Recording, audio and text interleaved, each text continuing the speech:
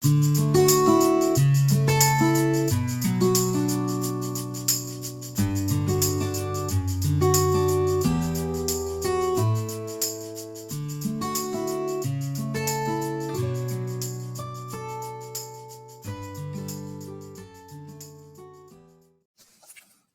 நண்பர்களே, இது உங்கள் கைமானம் சேனல். இன்னைக்கு ஒரு அருமையான மிளகாய் கிள்ளி போட்ட சாம்பார் செய்ய போகிறோம். வாங்க பார்க்கலாம். நம்ம சேனலோட நோக்கமே இங்கே செய்கிற ஒரு டிஷ்ஷும் உங்களுக்கு புரியணும்னு நாங்கள் நினைக்கிறோம். அப்படி புரியலன்னா கமெண்ட்டில் சொல்லுங்கள், கண்டிப்பாக நாங்கள் ரிப்ளை பண்ணுறோம். சரி வாங்க, இதுக்கான ஃபஸ்ட்டு ப்ராசஸ் என்னன்னு பார்க்கலாம். துவரம்பருப்பு, பாசிப்பருப்பு, மஞ்சத்தூள், பெருங்காயம், இது எல்லாத்தையும் நம்ம ஃபஸ்ட்டு குக்கரில் போட்டு வேக வச்சு எடுத்துக்கணும். இதுதான் இதனுடைய ஃபஸ்ட்டு ப்ராசஸ். இதனுடைய மெஷர்மெண்ட் என்னன்னு பார்த்தீங்கன்னாக்கா, துவரம்பருப்பு 1/4 கப்பு நம்ம எடுத்திருக்கோம், பாசிப்பருப்பு 3 ஸ்பூன், மஞ்சத்தூள் 1/4 ஸ்பூன், கட்டி பெருங்காயம் தேவையான அளவு, பூண்டு மட்டும் 10 பல் பூண்டை நம்ம தனியாக எடுத்து நசுக்கி வச்சுருக்கிறோம். சரிங்களா? அதை இது கூட சேர்க்கல, கவனமாக எடுத்துக்கோங்க. நம்ம வேக வச்சு முடிச்சதுக்கப்புறம் பருப்போடு சேர்த்து ஆட் பண்ண போகிறோம். சரிங்களா? இதை மட்டும் கொஞ்சம் கிளியராக நீங்கள் ஞாபகத்துக்கு வச்சுங்க. சரி வாங்க, இந்த டிஷ் நம்ம எப்படி செய்யலாம்னு பார்க்கலாம். ஃபஸ்ட்டு அடுப்பை பற்ற வச்சுக்கோங்க. அடுப்பை பற்ற வச்சுட்டு சட்டி நல்லா காஞ்சதும் தேவையான அளவு எண்ணெய் ஊற்றுங்க.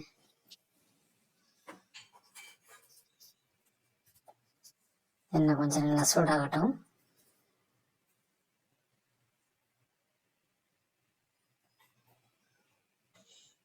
எண்ணெய் சூடானதும் நம்ம எடுத்து வச்சிருந்த தாளிப்புக்காக கடுகு, உளுத்தம்பருப்பு, சீரகம் நம்ம மொத்தத்திலே 1/4 ஸ்பூன் தான் எடுத்துருக்கோம். பருப்பு வைக்கும்போது பாதியும் இப்போ பாதியும் நம்ம யூஸ் பண்ணுறோம். சரிங்களா? இப்போ கடுகு, சீரகம் எல்லாம் பொரிஞ்சு வந்ததும்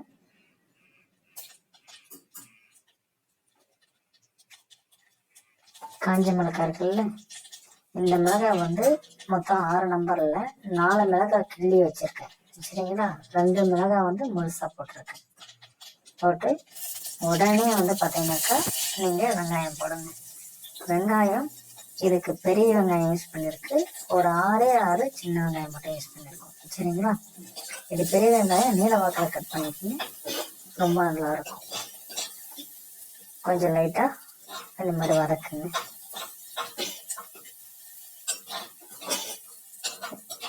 இந்த கிள்ளி சாம்பாரை பொறுத்தளவுக்கு வெங்காயம், தக்காளி எல்லாம் பார்த்தீங்கன்னாக்கா நீங்கள் ரொம்ப வதக்கக்கூடாது. சரிங்களா? இது பார்த்தீங்கன்னா ஒரு அரை வேக்காடில் தான் இருக்கணும்.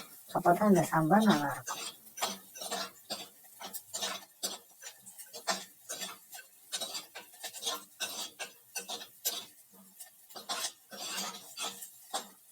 பாருங்க, இந்த மாதிரி ஒரு ஸ்டேஜ் வரணும்.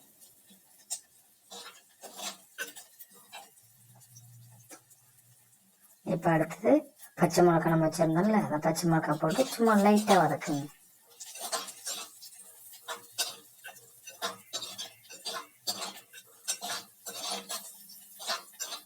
வதக்கின உடனே தக்காளியை போடுங்க.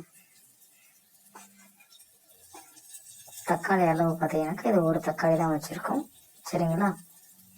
வெங்காயம் 3 நம்பர், சின்ன வெங்காயம் ஒரு 6 நம்பர். சரிங்களா? இதுக்கு ஒரு 4லேருந்து ஒரு 5 பேர் சாப்பிட்ற அளவுக்கு நம்ம ரெடி பண்ணுறோம்னு வச்சுக்கோங்க. சரிங்களா?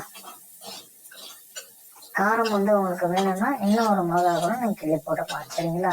ஸோ இது நாங்கள் யூஸ் பண்ணுற மிளகா கரெக்டாக இருக்குன்ற மெஷர்மெண்ட் எங்களுக்கு தெரியும், அதனால நாங்கள் அதை யூஸ் பண்ணுறோம். சரிங்களா? கொஞ்சம் லைட்டாக இது மாதிரி ஃப்ரை பண்ணதும்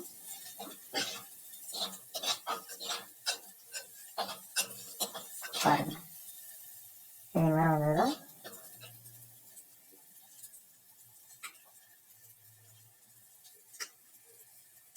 நம்ம பெருங்காயத்தூள் யூஸ் பண்ணுறோம். சரிங்களா? பெருங்காயத்தூள் இதில் நம்ம நிறைய சேர்க்க போகிறோம். அதனால் பார்த்தீங்கன்னா இந்த டிஷ்ஷு ரொம்ப நல்லாயிருக்கும்.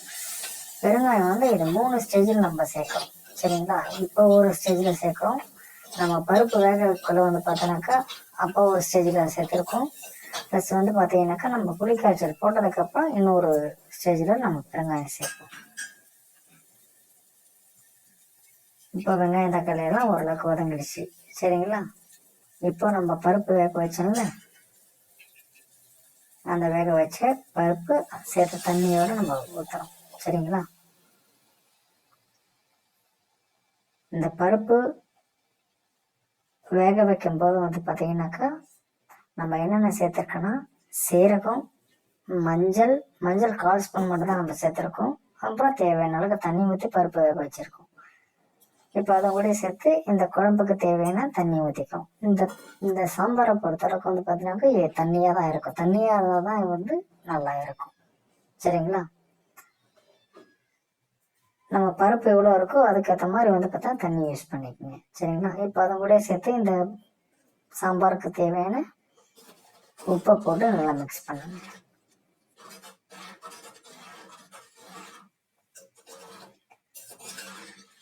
நல்லா மிக்ஸ் பண்ணிட்டு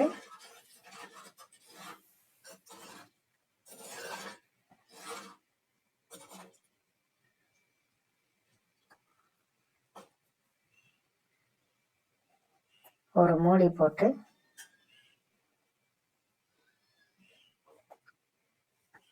ஒரு 2 நிமிஷம் விடுங்க.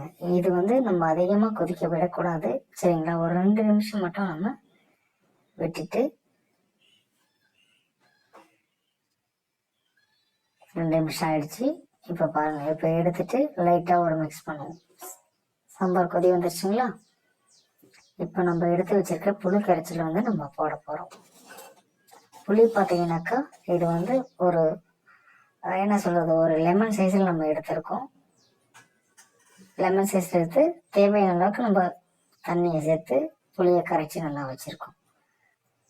இப்போ பாருங்கள், இது ஒரு என்ன சொல்கிறது, இது ஒரு 1/2 கிளாஸ்லேருந்து ஒரு 3/4 கிளாஸ் அளவுக்கு வரும். சரிங்களா? நீங்கள் உங்களுக்கு புளி எவ்வளோ தேவையோ அதுக்கு தகுந்த மாதிரி நீங்கள் சேர்த்துக்கலாம். சரிங்களா? புளி இது கம்மியாக இருந்தால் நல்லாயிருக்கும். பட் ஒரு சில ஆளுக்கு வந்து பார்த்தீங்கன்னாக்கா புளி அதிகமாக தான் பிடிக்குன்னா புளி கொஞ்சம் அதிகமாக சேர்த்துக்கலாம். ஒன்றும் தப்பு இல்லை. இப்போ புளி கரைச்சல் போட்டாச்சுங்களா? புளி கரைச்சல் போட்டு லைட்டாக மிக்ஸ் பண்ணிவிட்டு இப்போ நான் சொன்னேன் தெரியுங்களா, இப்போ இன்னொரு டைமில் வந்து நம்ம பெருங்காயத்தூள் நம்ம யூஸ் பண்ணுறோம். இதில் முக்கியமான ஒரு விஷயம், நம்ம பருப்பு வேக வைக்கக்குள்ள வந்து பார்த்தீங்கன்னாக்கா கட்டி பெருங்காயம் நம்ம யூஸ் பண்ணியிருக்கோம். சரிங்களா? இப்போ நம்ம பவுடர் பெருங்காயம் நம்ம யூஸ் பண்ணுறோம். கட்டி பெருங்காயம்லாம் நீங்கள் பவுடர் பெருங்காயமே யூஸ் பண்ணிக்கலாம். ஒன்றும் தப்பு இல்லை. இப்போ மூடி போட்டுட்டு சும்மா 1 நிமிஷம் விடுங்க. அதுக்கு மேலே விடாதீங்க. சரிங்களா? இப்போ பாருங்கள், குழம்பு நல்லா கொதிச்சிச்சு. இப்போ இந்த ஸ்டேஜில் நம்ம வச்சிருக்கிற மல்லி கருவேப்பிலை தழை போட்டு அடுப்பை ஆஃப் பண்ணிடுங்க. இந்த கிள்ளு சாம்பார் உண்மையிலே ரொம்ப அருமையாக இருக்கும். இதை வந்து வெத்தை சாம்பார் சொல்லுவாங்க, கிள்ளு சாம்பார் சொல்லுவாங்க, கிள்ளு போட்ட சாம்பார்னு சொல்லுவாங்க. எப்படி வேணாலும் அதை நம்ம யூஸ் பண்ணிக்கலாம். சரிங்களா? இந்த டைப் ஆஃப் சாம்பாரே வந்து பார்த்தீங்கன்னாக்கா ஒரு 4-5 வகையில் செய்யலாம். நம்ம ஒரு டைப்பில் நம்ம பார்க்கலாம். சரிங்களா? சின்ன சின்ன டிஃப்ரெண்ட் தான். ஓகேங்களா? எல்லாமே நம்ம சொல்லித்தரலாம். ஒன்றும் பிரச்சனை இல்லை. சரிங்களா? இது ரொம்ப நல்லா இருக்கும். பாருங்கள் இந்த கன்சிஸ்டன்சி எப்படி இருக்குன்னு சொல்லிட்டு. இந்த மாதிரி தண்ணியாக வச்சிங்கன்னா தான் வந்து இந்த குழம்பு நல்லா இருக்கும். பாருங்கள், ஒரு அருமையான கிள்ளைப்பட்டு சாம்பார் தயாராகிடுச்சு. இந்த டிஷ் பிடிச்சிருந்தா நீங்கள் லைக் பண்ணுங்கள், சப்ஸ்கிரைப் பண்ணுங்கள், கமெண்ட் பண்ணுங்கள் அண்ட் ஷேர் பண்ணுங்கள். தேங்க்யூ.